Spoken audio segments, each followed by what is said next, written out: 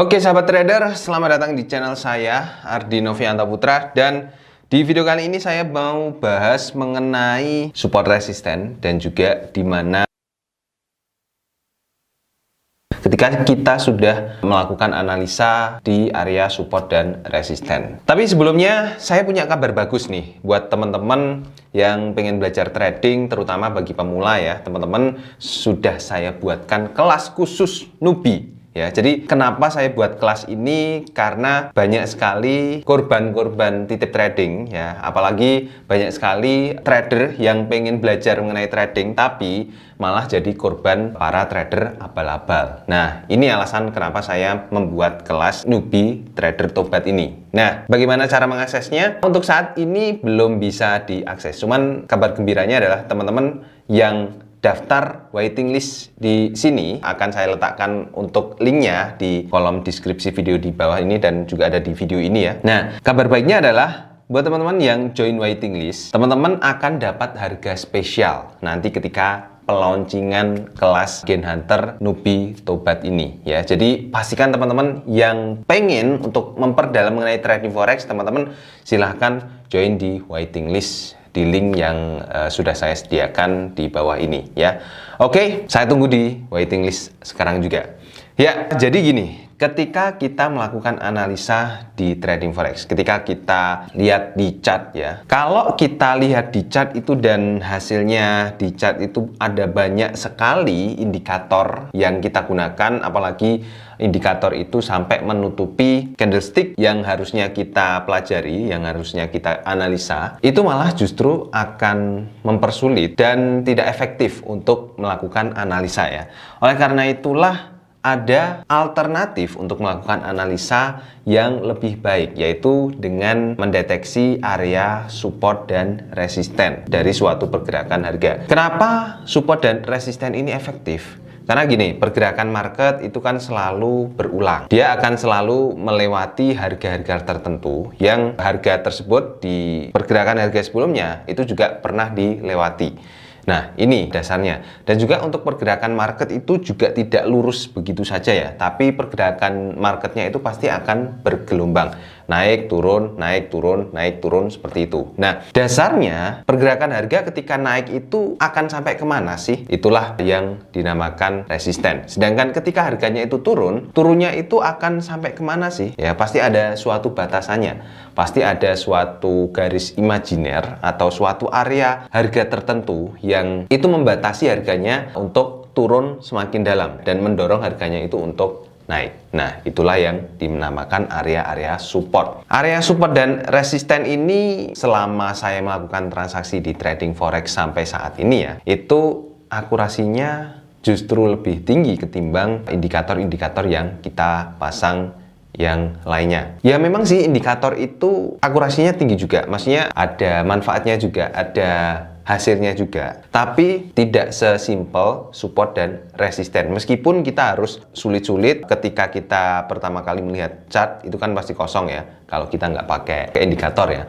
Tapi kalau dengan menggunakan support dan resisten, ya kita harus ngasih garis lagi, harus menandai area support dan resisten yang pentingnya lagi. Jadi ya itu sebenarnya nggak praktis, cuman lebih praktis karena gambarnya atau secara visual kita melihat chart itu lebih rapi dan kita bisa berkreasi sesuka kita. Karena memang area support dan resisten kalau kita memasangnya sendiri, ya mencari area support dan resisten sendiri itu cenderung subjektif. Jadi support resisten itu bisa setiap orang beda-beda ya dalam menentukan areanya. Well, itu tidak masalah, cuman memang area support dan resisten itu pasti ada di area-area tersebut.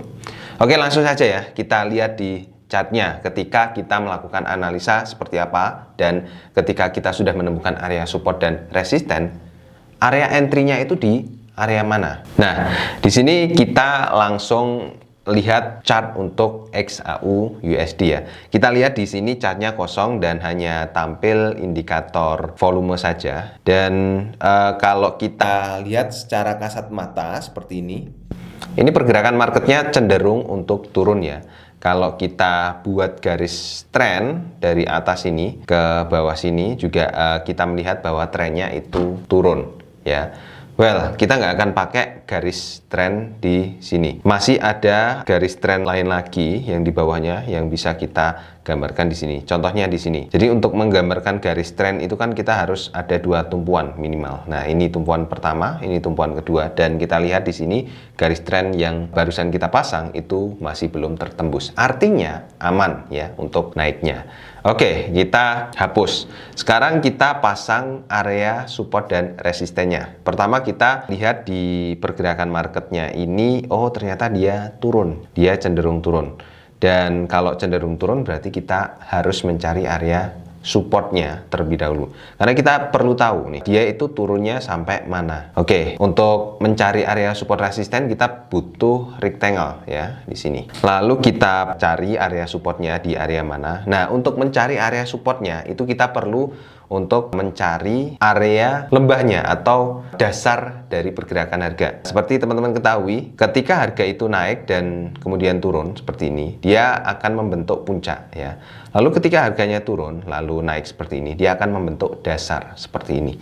Nah, kita cari dasar-dasarnya yang paling terdekat dari harga aktual ini. Oke, untuk di sini kita menemukan dasar ini ya. Kita tarik ke depan, kita menemukan bahwa di sini ada puncak yang menyentuh atau bahkan melewati support yang kita buat ini. Lalu kita tarik sampai sini dan oke, kita letakkan di sini dan kita lihat di sini. Ternyata harganya itu mantul-mantul di sini ya. Dia berusaha untuk naik di sini.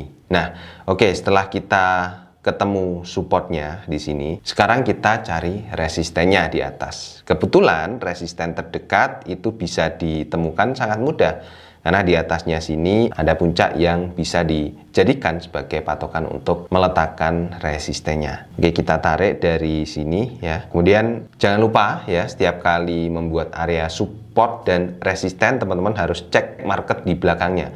Jadi harus dibuat garis lurus sampai ke belakang sini. Ini untuk konfirmasi saja, untuk membuktikan apakah area resisten ini itu banyak diuji oleh pergerakan market ya.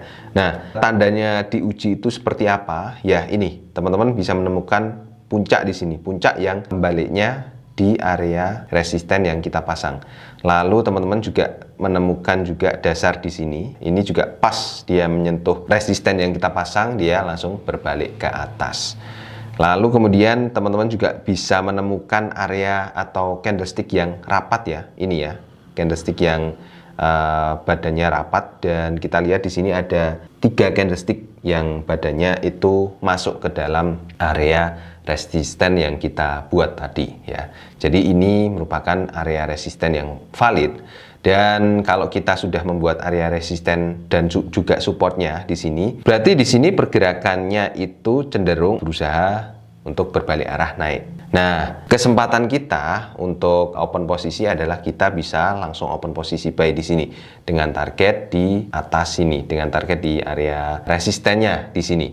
Cuman kalau teman-teman langsung open posisi di area buy di sini, oke, nggak apa-apa sih sebenarnya, itu nggak masalah. Cuman agak kurang meyakinkan ya kalau kita langsung eksekusi secara instan. Akan lebih baik kita itu mencari konfirmasi. Nah, konfirmasi di sini itu bisa ditandai ketika terjadi sebuah breakout atau penembusan area support dan resistennya. Kalau teman-teman mencari penembusan area resisten, artinya kan areanya di atas ini, itu agak kejauhan ya. Nah, saran saya teman-teman menunggu penembusan area support, yaitu di bawah sini.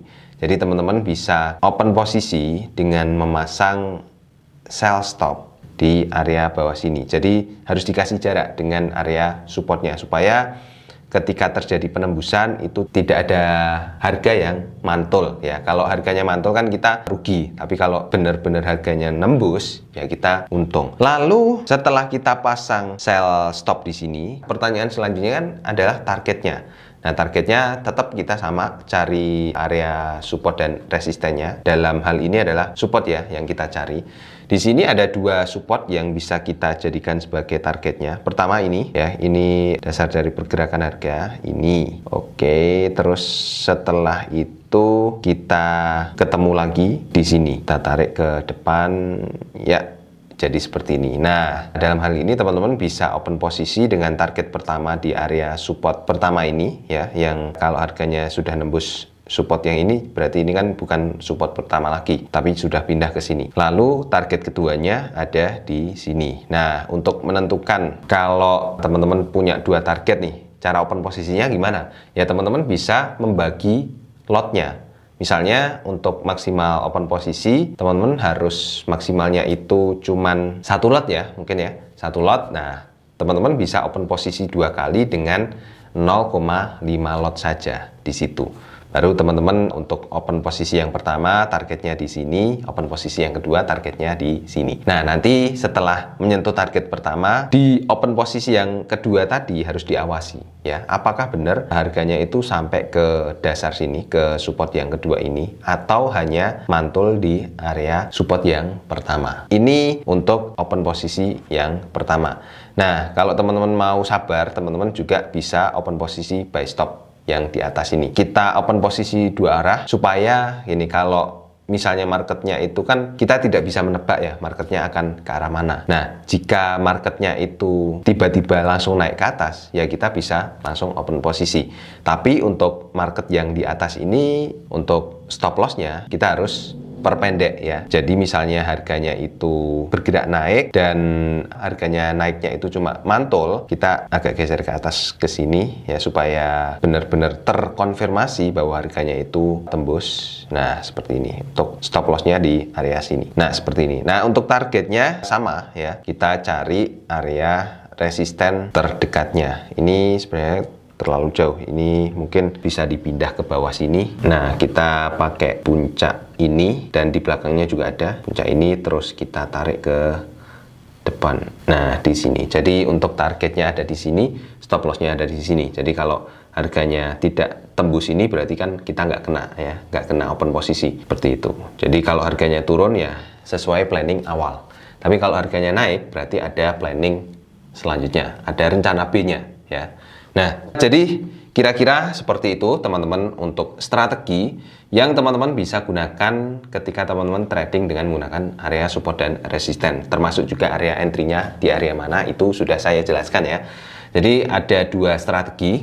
Jadi kalau teman-teman trading itu memang harus menyediakan beberapa rencana ya, supaya ketika rencana satunya gagal, berarti sudah ada rencana yang kedua. Tapi kalau teman-teman cuma punya satu rencana saja, ya pertahankan rencana itu ya. Jangan coba-coba untuk membuat rencana baru yang belum matang. Harus dipikirkan sematang-matangnya sebelum teman-teman mengeksekusi. Oke, gitu saja teman-teman untuk video kali ini. Terima kasih sudah menonton. Sampai ketemu di video selanjutnya. Bye-bye.